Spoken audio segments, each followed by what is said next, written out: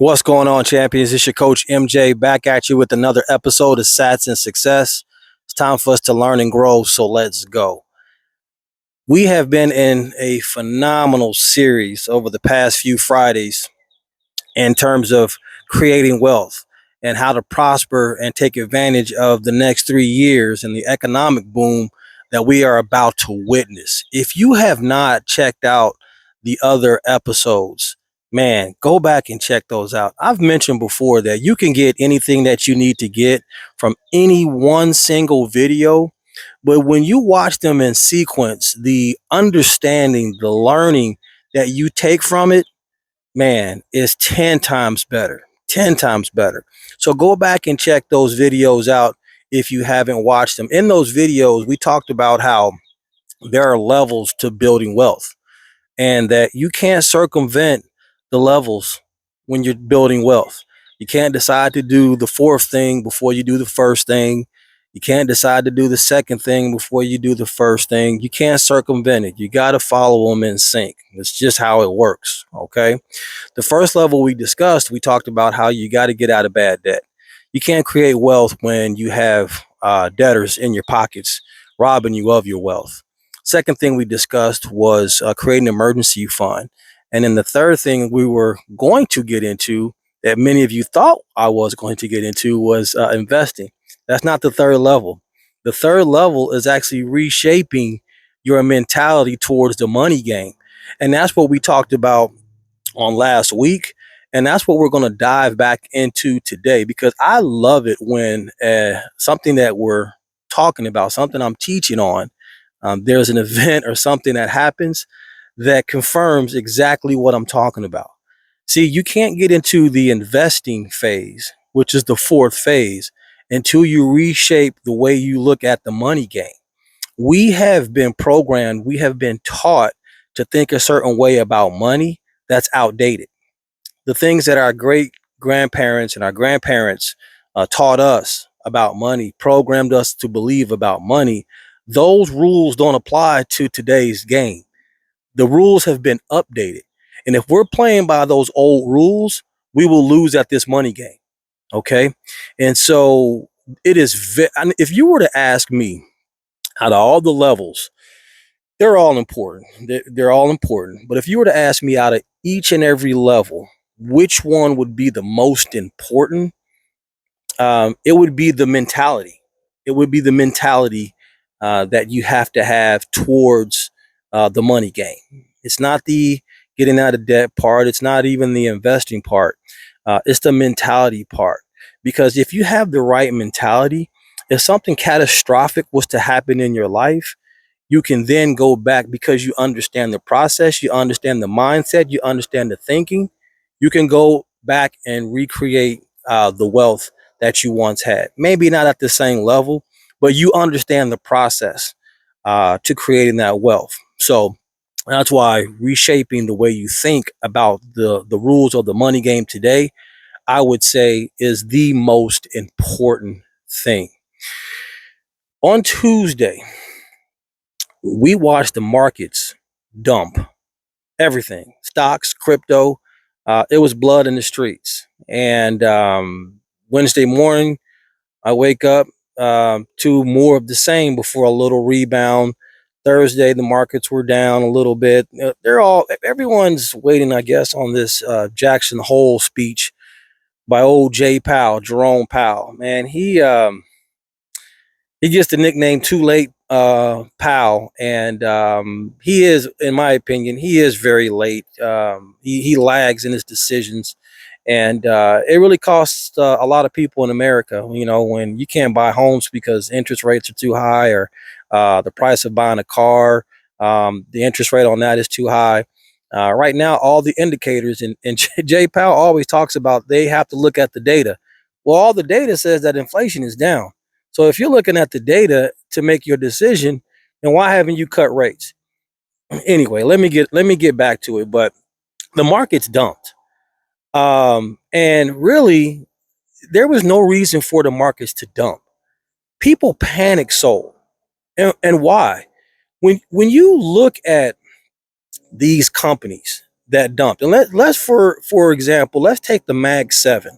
All right, these companies that are the technology leaders in their industries, companies like Meta, Nvidia, Apple, Google, Amazon. When you look at these companies and you watch them dump on Tuesday and Wednesday and chop sideways and down on Thursday, what fundamentally changed with these companies? What?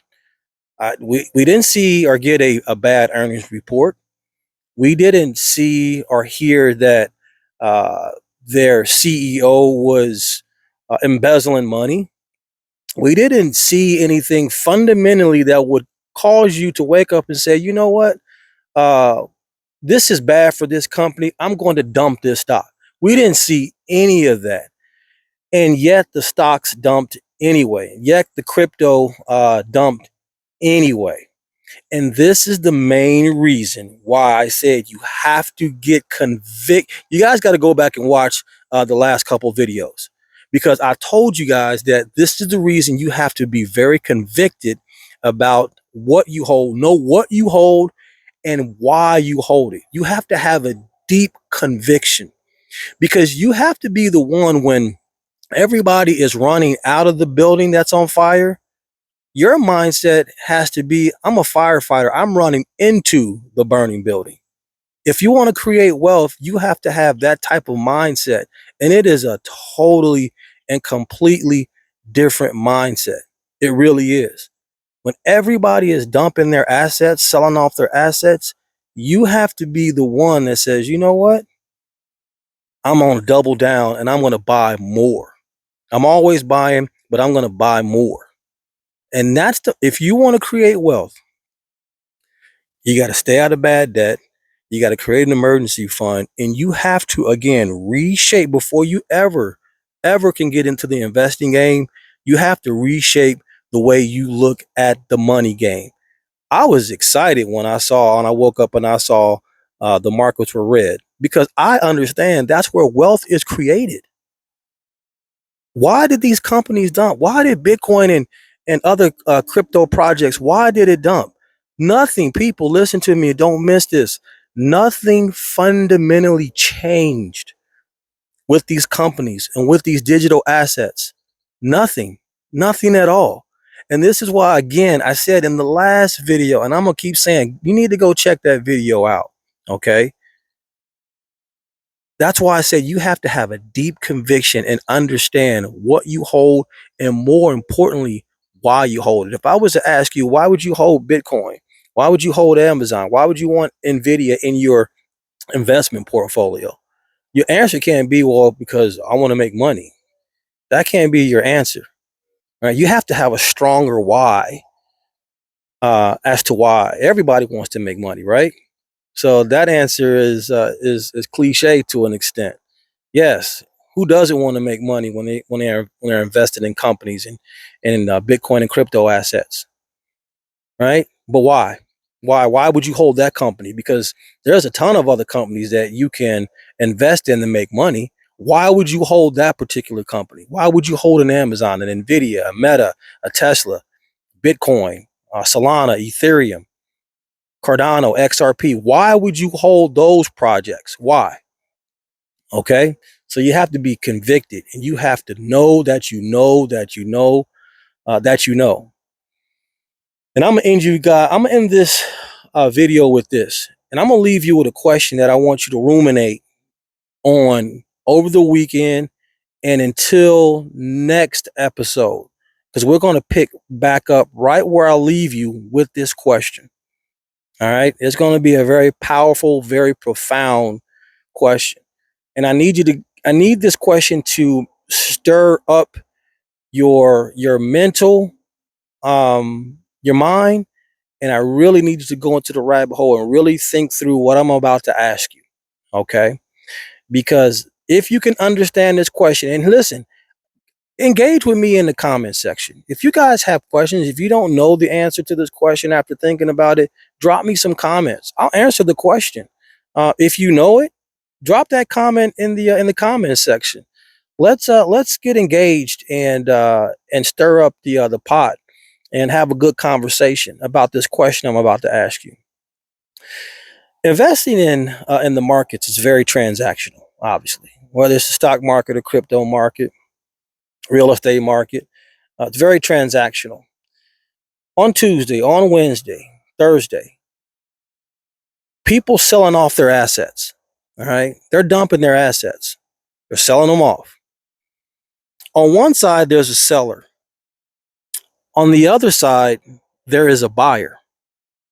Okay, if you got a ton of people that wake up and decide I want to dump my assets on Tuesday, on Wednesday, on Thursday, my question for you is, who is on the other side buying these assets? You got to have a buyer. There's no bucket in the middle when people start dumping their assets, for their assets to go in for somebody to then say, hey, you know what? There's a bucket of assets, they're waiting for us. We'll buy it whenever we get ready. For every seller, there is a buyer. For every buyer, there is a seller. For all of those people who panic sold on Tuesday, on Wednesday, who was the individual on the other end buying it? I'm going to leave you right there. I'm going to leave you right there with that thought. And we're going to pick back up with that thought on next Friday. Again, if you want to engage that question right now, drop a comment in the comment section. Questions, your comments, your answers. And let's get this conversation going, because that is a very, very important question that needs a good conversation, which we'll pick back up on next week's episode of Financial Friday. Hey, listen, that's all I got for you.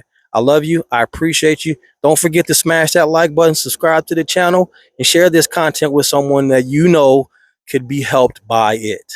We'll see you in the next one. Peace.